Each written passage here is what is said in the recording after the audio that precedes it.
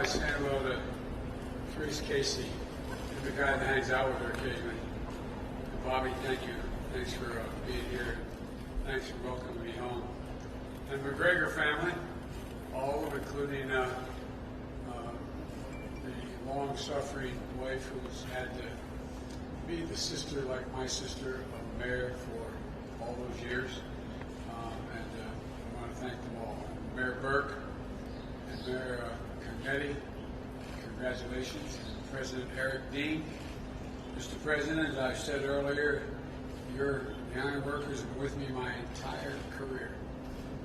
The first operation to ever endorse me in 1972.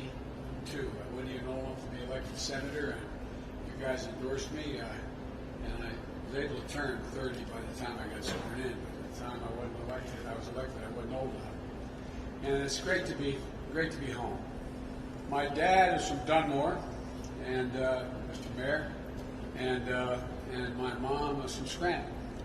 And I want to thank Bob and everyone here at the McGregor Industries for showing me around this morning. Although I knew of this establishment for a long time.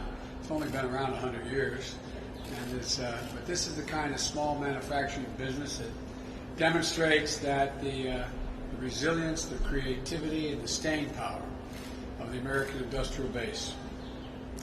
You know, I'm not telling you anything new, but we're living through a time unlike any other in American history. Our country is facing three simultaneous crises. A pandemic that's infected over 3 million Americans and cost thus far over 130,000 lives. Bobby, 3 times a week I'm on the phone with the national folks, the docs who were headed up CDC and other places before. The expectation is that they can may get as high as 200,000 before it's over.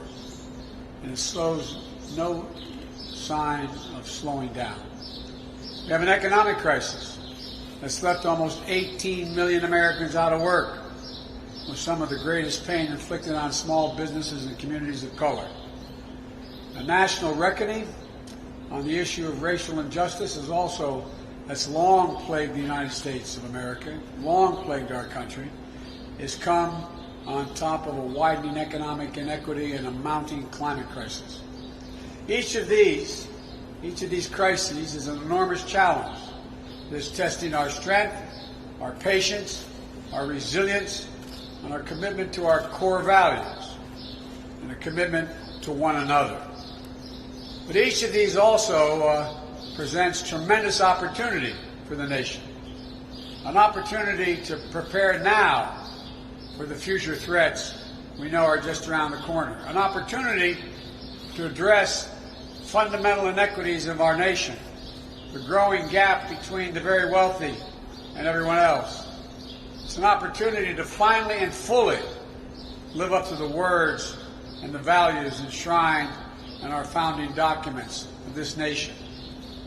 That we're all created equal, but we're entitled to be treated equally the rest of our lives. Not just created equal, to be treated equally. We all know the stakes couldn't be higher. That's why it's no time for the divisive politics we're hearing more about today. Donald Trump may believe that pitting Americans against Americans will benefit him. I don't. We have a health crisis, an economic crisis, a racial justice crisis, a climate crisis. We need to come together to solve these crises, to solve them as Americans. This is our moment to imagine and to build a new American economy for our families and for our communities. An economy where every American has a chance to get a fair return for the work they put in, an equal chance to get ahead.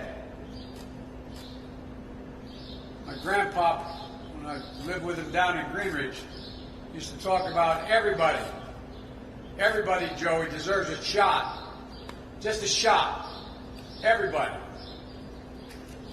An economy that is more powerful we can build precisely because everyone will be cut in on the deal this time. as we rebuild the middle class. This time bringing everyone along, everybody. An economy that says investing in the American people and working families is more important than the nearly $2 trillion in tax breaks predominantly handed out to the super wealthy. Donald Trump loves to talk and talk and talk. But after 3.5 years of big promises, what did the American people have to show for all the talk? He promised a health care plan, but never even offered his own bill as he continues to try to wipe out Obamacare in the middle of the pandemic. Instead, he's fought repeatedly to take health care away from tens of millions of people who didn't have it before, and over 100 million people who were covered because they had pre-existing conditions now that they couldn't have gotten coverage for before. He promised an infrastructure plan to deliver on jobs and opportunities. We're rated as having the 23rd, ranked 23rd in the world in terms of our transportation infrastructure. What happened to all of that? He promised to bring back jobs, but manufacturing was in recession even before COVID-19. He promised to buy Americans. Then he let federal contractors double the rate of offshoring jobs in his first 18 months. I'm going to change that. We're going to double the foreign tax, the tax on foreign profits, so we don't encourage people to leave and build abroad. And when it comes to COVID-19, after months of doing nothing other than predicting the virus would disappear, or maybe if you drank bleach, you may be okay, Trump has simply given up. He's waved the white flag. He's walked away. And his failures come with a terrible human cost and deep economic toll. Time and again, working families are paying the price for this administration's incompetence.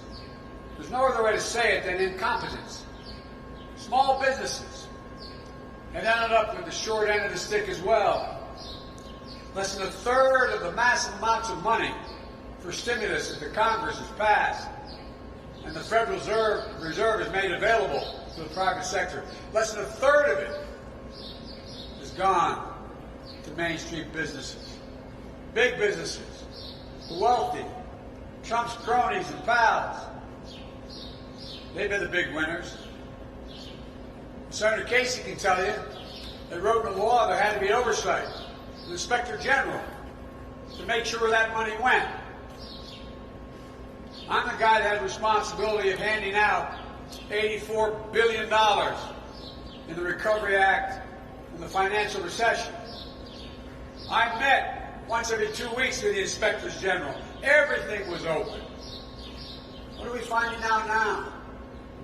That large chains and hotel chains and chains of restaurants, they divided all the restaurants up and treated them as individual restaurants.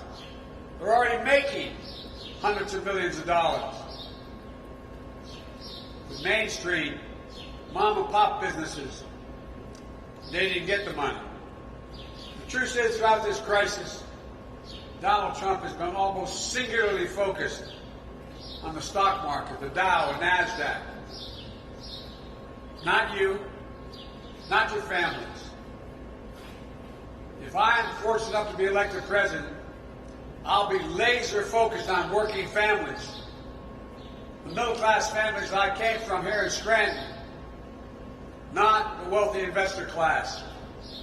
They don't need me, but working families do. And this may be, should be, in my view, the guiding principle. We must reward work as much as we rewarded wealth. But now we just reward excessive wealth. You know, you see, growing up rich and looking down on people is a bit different than how I grew up here. Here, nobody thought and understood, nobody thought but also knew that Wall Street bankers and CEOs didn't build this country, didn't build it. You can just look around your neighborhood or your kitchen table and see who built this country.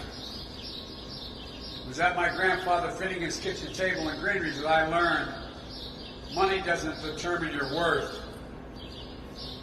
He'd say, Joey, no one in the world is more worthy than you, and everyone is equally worthy. My dad used to have an expression.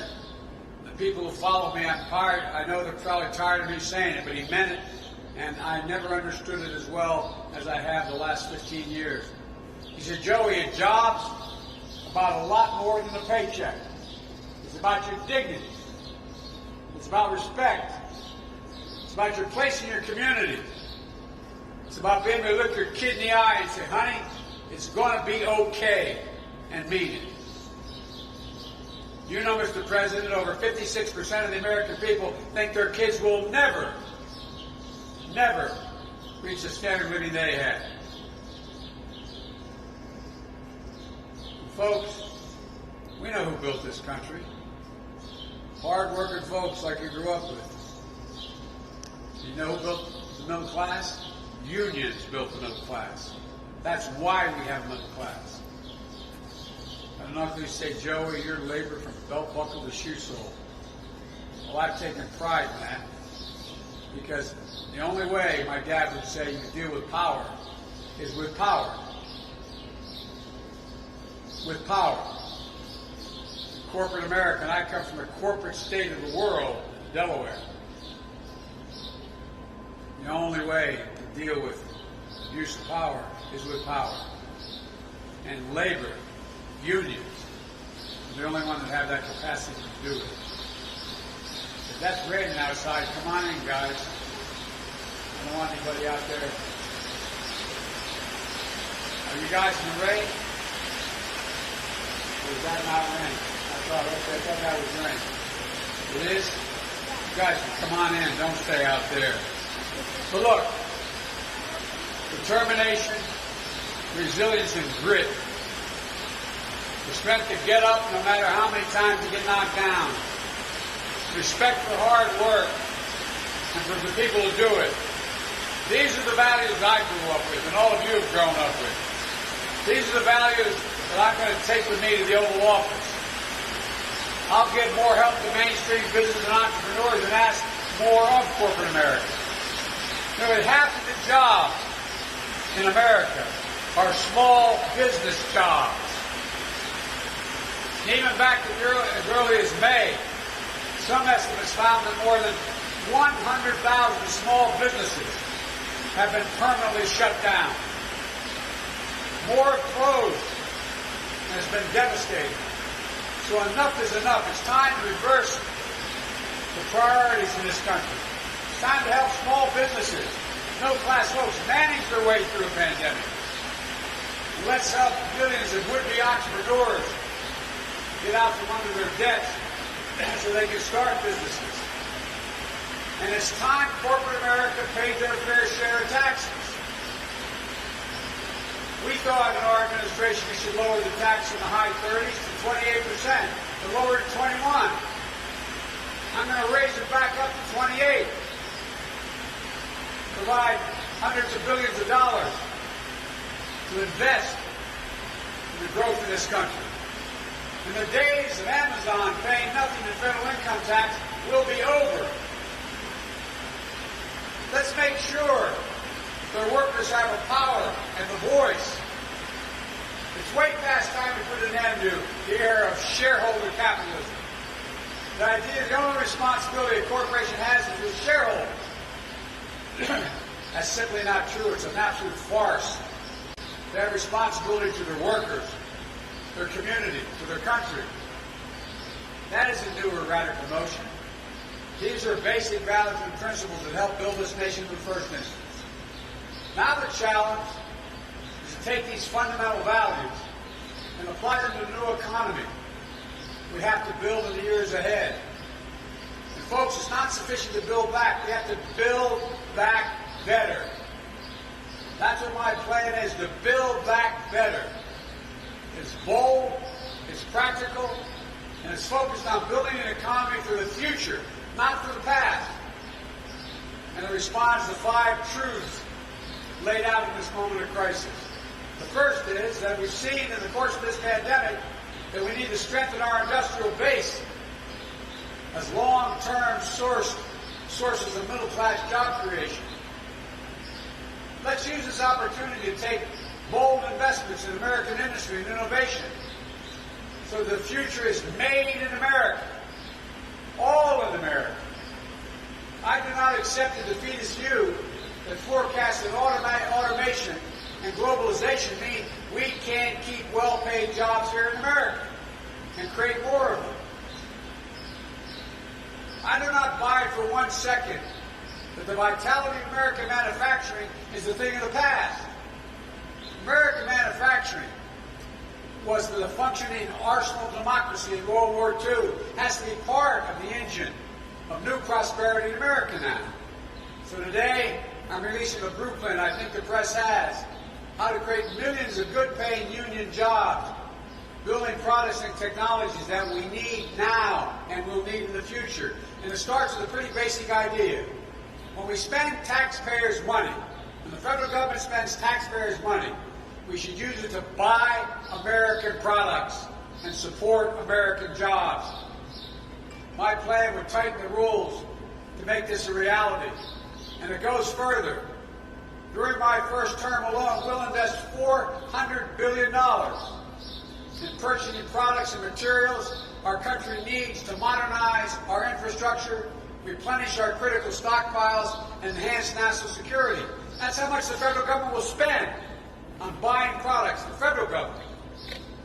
These funds will provide reliable, predictable demand for products made by American workers and supply chains like this one right here for the American industries. We'll purchase clean energy technologies, fight climate change, building materials including steel products like those produced here, stockpiles of critical goods and equipment, and advanced technologies to modernize our government and enhance our national security. To ensure the future is made in America, we need to win not just the jobs of the day, but we have to invest in what the jobs and industries of tomorrow are going to be. The Chinese are spending multiple billions of dollars trying to own the technology of the future, while we sit with our thumb in our ear. It means fighting unfair trade practices, curbing the threat of intellectual property by countries like China. America can't sit in the sidelines in a race to the future. That's why I'm proposing a dramatic research and development investment of $300 billion in my first 4 years alone to sharpen America's competitive edge in the new industries where global leadership is up for grabs, like battery technology, artificial intelligence, biotechnology, clean energy. That's the future. And this money will be used purposefully to ensure all of America is in on the deal, including communities that historically have been left out. Black, brown, and Native American entrepreneurs, cities and towns everywhere in the region and the country. All told, this will be a mobilization of R&D and procurement investment in ways not seen since the Great Depression and World War II. In addition to bringing back the jobs that have been lost this year, my plan will help create at least 5 million new, good-paying jobs, as experts have looked at it, in manufacturing, in innovation, and create them right here in the United States of America. The second thing, we've seen the importance of a more resilient economy for the long term. Our president wasn't prepared for this pandemic. He ignored the detailed briefings and warning that our administration left behind. The threat of a pandemic we told him was coming. We gave all this to his administration in transition. But he shut it all down. He shut down the pandemic office we had inside the White House. He praised the Chinese government even as the virus was coming to our shores because he was so afraid that they'd walk away from his trade deal that cost us significant amounts of money as well. Let's not get caught flat-footed again. Let's get prepared to meet the challenges of the climate crisis. That means investing in infrastructure, clean energy, creating millions of good-paid union jobs in the process. Next week, I'll be laying out an updated blueprint of how we can build a modern, safe, sustainable infrastructure and the clean energy economy, and how to make sure that the communities that have suffered the most from pollution are the first to benefit from this investment. How to strengthen the union movement, how to make sure the unions are building America, just like they built the middle class. Third thing, we've seen in this pandemic the immense burden on working parents, especially women. They're carrying as if they find themselves in a position where they're working, they're attempting to work, they're attempting to take care of their children who are young. At the same time, they're aging parents who need help and are suffering from disabilities. It's been especially hard in this crisis. Let's face it, it's always hard. So let's make it easier to afford child care and care for our aging relatives, our moms and our dads. Let's offer more pay and more economic dignity to millions of workers, often women of color, who are entrusted to help teach our youngest and care for our oldest at the same time.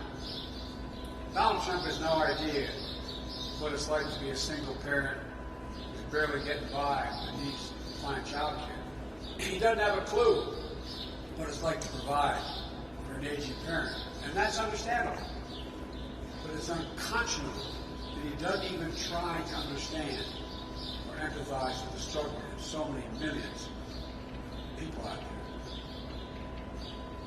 there. Like a lot of you, and I'll bet there's a lot of you out there in the audience, including the press, you understand it personally. I understand it. I know how hard it is to be a single dad who has to work with two young sons at home. I know what it means to bring your aging parents into your home in the last months of their lives, care for them as well. I've done both, and I had great help. I have a really close family. And I was a U.S. Senator making $42,000 a year at the time. I've done both. It's hard. It's so much harder for millions of Americans who are trying to make ends meet. In the weeks ahead, I'll be laying out a plan to mobilize American talent and hearts to build a 21st century caregiving and education workforce. The fourth thing we've seen is millions of American workers and small businesses, business owners, put their lives on the line to keep their county, their country going. We need to treat these folks and their families as essential, not just in times of crisis, but all times. We call these folks the essential workers. I think the blinders have been taken off the bulk of the American people. Those who can afford to stay at home and stay in place, they look out there and they realize there's that grocery store clerk stacking the shelves. There's that nurse's aide trying to find protective gear to take care of someone that's on a ventilator. It's that truck driver. It's that mail delivery person. The essential workers. You see these ads when we clap for them as they come down the street. First responders. It's time to not only clap for them, it's time to pay them. The idea that every one of them is not worth at least a minimum of $15 an hour. Or spend time with frontline workers and then tell them they shouldn't have the right to organize, become part of a union. Organize for better pay, for paid leave, for benefits, for working conditions where we insist that they have safe and sanitary conditions of working. Maybe it is possible for him to ignore it, but I can't and I won't. It's not enough just to praise these workers. We need to pay them. Let's finish the job of Obamacare by ensuring everyone has access to quality affordable health care. Let's lower the cost of prescription drugs and stop the surprise billing and provide public options to cover the millions of Americans who are without health care by adding it to Obamacare. Let's make sure everyone has access to a good education, regardless of their zip code. Let's triple the amount of money we spend on Title I schools. Those are Title I schools. You have 18 of them. 18 of Title I schools in Scranton and Dunmore. And it means that they're very low tax bases. So they're having trouble keeping teachers. I'd triple the amount of money we spend on those from $15 billion a year to $45 billion. Raising the salaries for the teachers in those schools up to $60,000 a year. Making sure every single solitary child, age 3, 4, and 5, is able to go to school, not daycare, Mr. Mayor.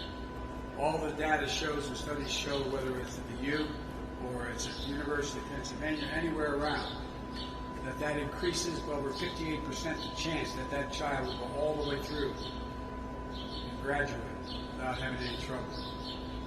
Imagine what a big difference it will make. I think because of this pandemic, everyone has a renewed appreciation for just how hard our teachers work, how important their job is. So let's give them the resources and the support they need, both to get through this crisis and empower the next generation of American groundbreakers. So let's pay them. These aren't somebody else's children, they're all our children. They're the children, those children are the kite strings that hold our national ambitions aloft. And our teachers are critical. Finally, we've seen with horrifying clarity the cost of systemic racism, the need for a comprehensive agenda for racial equality in our country. It isn't just about police reform. It's about dealing with the deep wound of systemic racism in this nation. So we need a dedicated agenda to close the wealth gap, expand affordable housing, invest in brown and black and AAPI, Native American entrepreneurs, make real the promise of educational opportunity. For too long, the battle for racial equality has divided America. It should be used now to unite us. Donald Trump cynically claims that he is defending Americans' heritage by embracing the Confederate flag in public monuments of generals who rebelled against and were treasonous against the United States of America.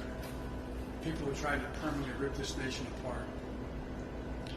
You think Donald Trump has any idea that 360,000 Pennsylvanians fought on the side of the Union to defeat the flag, that Confederate flag, including more black soldiers coming from the state of Pennsylvania than any other state in the nation? Do you think he has any clue that 33,000 Pennsylvanians died in the Civil War fighting against everything that flag stood for? I see a different America than Trump. One that, despite all our flaws and shortcomings and failings, is still, after more than 2 centuries, dedicated to equality, liberty, and human dignity. The challenge we face today are among the biggest in our history. We have to come together in this country to solve them. There's no other way. I got criticized during the primaries by saying I was running for 3 reasons. Restore the soul of America. Number 2, to rebuild the backbone of the country, the middle class. And 3, unite America. And I was told you can't unite it. You can't unite America. We're done. I've long said America is at its best when we act as one nation, one America. That's the tragedy of Donald Trump being president today. He's exactly the wrong person to lead at this moment. He'll not bring this country together. He's determined to drive us apart, to keep his base in place. He'll not be president for all the American people, his base. He believes he was elected president only by his base. He will not appeal to the best instincts of the rest of us. He's determined to stroke and revive the worst moments from our past. I have no illusion how tough the road ahead is going to be for our country. But I'm an optimist, for one reason above all others. I know the history and the heart of this country. And given a chance, just a chance, ordinary Americans can and have done extraordinary things. And they'll never, ever, ever let their country down, given half a chance. They won't let it down now. The only thing that can tear America apart, I mean this sincerely, no foreign country, not the way he coddles up to, I shouldn't even get into this, but coddles up to Putin and others. They can't tear us apart. The only entity, the only thing that can tear America apart is America itself. Period. So we just need to remember who we are. This is the United States of America. There's not a single thing, nothing, not a single thing we've ever failed to do when we decided to do it together. That's what this is about, doing it together. We have a great opportunity to build back and build back better. God bless you all, and may God protect our troops.